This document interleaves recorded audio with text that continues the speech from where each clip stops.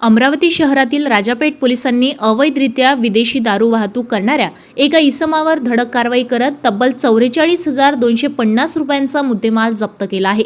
Rajapeth police स्टेशनचे वरिष्ठ police निरीक्षक संदीप चव्हाण यांच्या मार्गदर्शनाखाली पोलीस उपनिरीक्षक मिलिंद हिवरे व डीपी पथक 16 जून रोजी पेट्रोलिंग करत असताना त्यांना गुप्त माहिती मिळाली।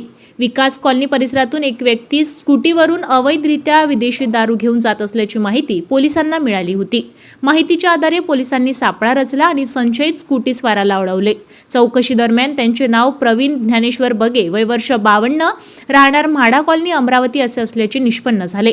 झडतीमध्ये आरोपीकडून विविध ब्रँडच्या विदेशी दारूच्या बाटल्या आढळून आल्या। पोलिसांनी आरोपींविरुद्ध महाराष्ट्र दारूबंदी कायद्यान्वये गुन्हा दाखल केला असून 14,250 रुपयांचे विदेशी दारू आणि 30,000 रुपयांचे TVS स्कूटी असा एकूण 44,250 रुपयांचा मुद्देमाल जप्त केलाय। ही कारवाई पोलीस आयुक्त राकेश ओला, पोलीस उपायुक्त श्याम गुगे आणि सहाय्यक पोलीस आयुक्त संजय खताळे यांच्या मार्गदर्शनाखाली करण्यात आली। अमरावती शहरातील अवैध दारू व्यवसाय आणि वाहतुकीविरोधात पोलिसांची मोहीम आणखी तीव्र करण्यात येणार असल्याचे संकेत या कारवाईतून मिळत आहे।